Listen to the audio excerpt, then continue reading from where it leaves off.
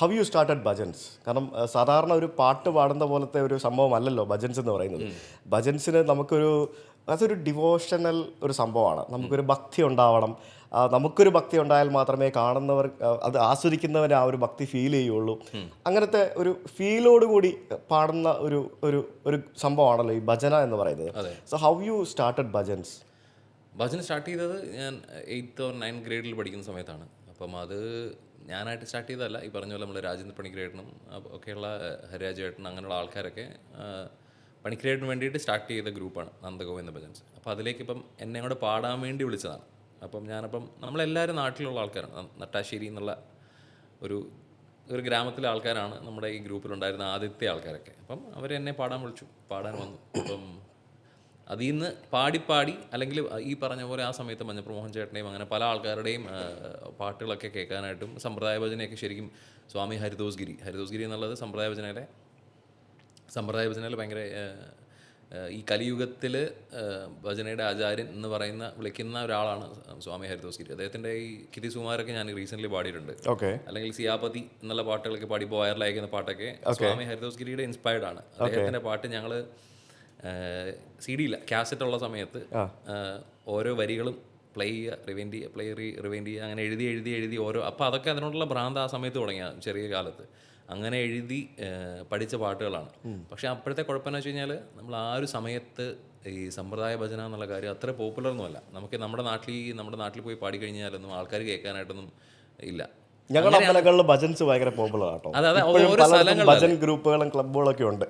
അത് ഞാൻ പറയണമെന്നുണ്ടെങ്കിൽ എനിക്ക് തോന്നുന്നത് നമ്മൾ കൊച്ചിയിൽ, തൃശ്ശൂർ, പാലക്കാട്, തിരുവനന്തപുരത്ത് കുറച്ച് സ്ഥലങ്ങളിൽ, തിരുവനന്തപുരം ഈ ഒരു 4 സെൻറ്റേഴ്സ് ഒഴിച്ചു കഴിഞ്ഞാൽ ബാക്കിയുള്ള ജില്ലകളിലേക്ക് എനിക്ക് തോന്നുന്നില്ല കേരളത്തിൽ അത്രയും സമ്പ്രദായ ഭജന അങ്ങനത്തെ ഭജനകൾ പോപ്പുലർ ആയിരുന്നു ആ സമയത്ത് എന്നുള്ള കാര്യം. തമിഴ്നാട്ടിൽ ഭയങ്കരമായിട്ടുണ്ടല്ലോ.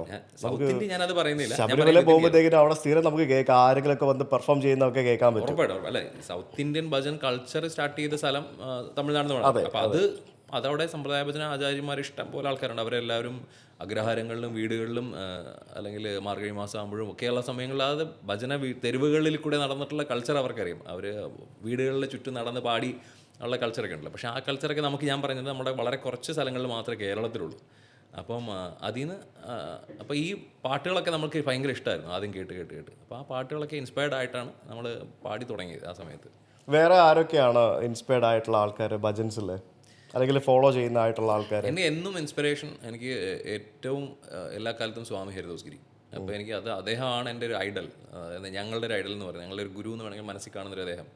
ഹരിദോസ്ഗിരി എന്ന് പറഞ്ഞു കഴിഞ്ഞാൽ അദ്ദേഹം 80 വയസ്സിന് ശേഷവും അദ്ദേഹം സ്റ്റേജിലിരുന്ന് ഡെലിവറി ചെയ്യുന്ന പാട്ടുകളും ആ ഒരു ത്രോയും അദ്ദേഹത്തിൻ്റെ എനർജിയൊന്നും ഒരിക്കലും 25 വയസ്സിലോ 30 വയസ്സിലോ പോലും നമുക്ക് കൊടുക്കാൻ പറ്റത്തില്ല. അത് എത്ര എനർജിയാണ്. അപ്പോൾ അവരുടെ ഡിവോഷനാണ്. അപ്പോൾ അതിനു വേണ്ടിയിട്ട് അവരുടെ ജീവിതം ഒഴിഞ്ഞു വെച്ചേക്കുവാണ്. അപ്പോൾ അങ്ങനെയുള്ള ആൾക്കാർ അവസാനം അദ്ദേഹം മരിക്കുന്നത് പോലും എൻ്റെ അറിവ് ശരിയാണെങ്കിൽ പറഞ്ഞു കേട്ട് മാത്രമേ നമുക്ക് അറിയത്തുള്ളൂ. അദ്ദേഹം ഗംഗയിലേക്ക് ശിഷ്യന്മാരോട് എന്നെ വെയിറ്റ് ചെയ്യേണ്ടെന്ന് പറഞ്ഞിട്ട് അദ്ദേഹം ഗംഗയിലേക്ക് ഇറങ്ങിപ്പോവുമായിരുന്നു.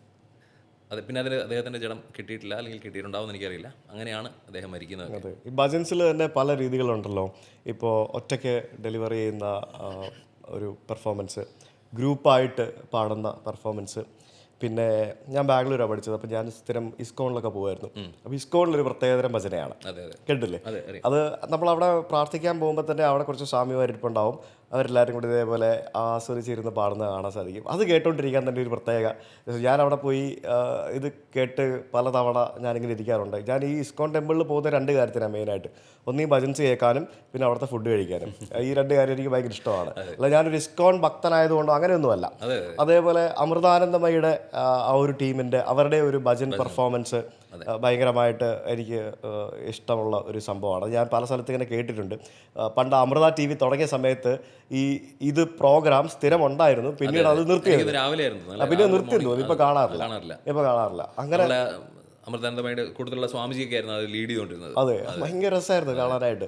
അവരിങ്ങനെ ഇതൊരു ആനന്ദമാണല്ലോ, സൂത്തിങ് ആണല്ലോ. അല്ല, ഈ ഭജന എന്ന് പറഞ്ഞാൽ വണ്ണസ്. അതായത് അവിടെയാണ് നമുക്ക് ഈ ബാക്കി ഏത് പെർഫോമൻസ് എന്ന് പറഞ്ഞാലും ഇവർ തമ്മിലുള്ള ഡിഫറൻസ് ഉണ്ട്. ഓഡിയൻസ് ഡിഫറെൻ്റ് ആണ്, പെർഫോമേഴ്സ് ഡിഫറെൻ്റ് ആണ്. ഈ 2 സാധനത്തിൻ്റെ ബൗണ്ടറി ഇല്ലാതാകുന്ന സ്ഥലം എന്ന് പറയുന്നത് ഭജനയാണ്. ഓക്കെ, അവിടെ എല്ലാവരും ഒരുമിച്ചാണ് പാട്ടുകൾ പാടുന്നതും അതിൻ്റെ അത് ഈ പറയുന്ന പോലെ നമുക്ക് പെർഫെക്ഷൻസിൻ്റെയോ അല്ലെന്നുണ്ടെങ്കിൽ നമ്മളുടെ സ്വരസ്ഥാനങ്ങളുടെ യാത്രയുടെയോ അല്ലെങ്കിൽ സംഗതി പോയെന്നോ അങ്ങനത്തെ കാര്യങ്ങളുടെ ഒന്നും കാര്യമില്ല. അപ്പോൾ ഞങ്ങളിപ്പം മുന്നോട്ട് വെക്കുന്ന കാര്യം അത് തന്നെയാണ്.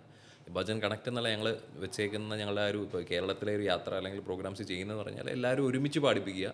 അവിടെ ആ ഒരു ബൗണ്ടറി ഞങ്ങൾ സ്റ്റേജിലിരിക്കുമായിരിക്കാം, പക്ഷേ എന്നാലും വിതൗട്ട് എനി ബൗണ്ടറീസ് എല്ലാവരും ഒരുമിച്ച് പാടുക എന്നുള്ളതാണ് വണ്ണസ്. അതാണ് ഞങ്ങൾ ഉദ്ദേശിക്കുന്നത്.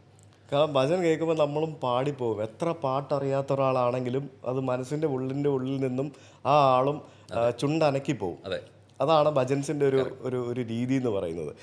ഈ ബാക്ക് സ്റ്റേജ് സിബ്ലിങ്സ് എന്ന് പറഞ്ഞിട്ട് അവരുടെ പെർഫോമൻസ് കണ്ടിട്ടുണ്ടോ? ഞാൻ ശ്രദ്ധിച്ചില്ല. യൂട്യൂബിലുണ്ട്.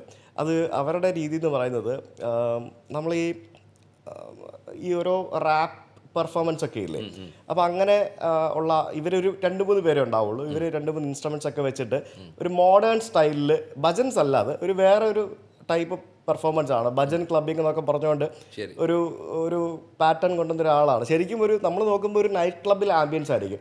ഇരുട്ടത്ത് ആൾക്കാർ നിന്ന് ഡാൻസും കളിച്ച് പാട്ട് ഇങ്ങനെ കൈയൊക്കെ കൊട്ടി പാടി അങ്ങനത്തെ ഒരു ആംബിയൻസ് ആണ്. അത് വേറൊരു ടൈപ്പ് ഓഫ് ഭജൻസ്. ശരിക്കും ഇതിൻ്റെ തന്നെ മറ്റൊരു വേർഷൻ ആണ് നമ്മുടെ പെന്തക്കോസ്തുകാരുടെ ഒരു പ്രാർത്ഥനാ രീതിയില്ലേ.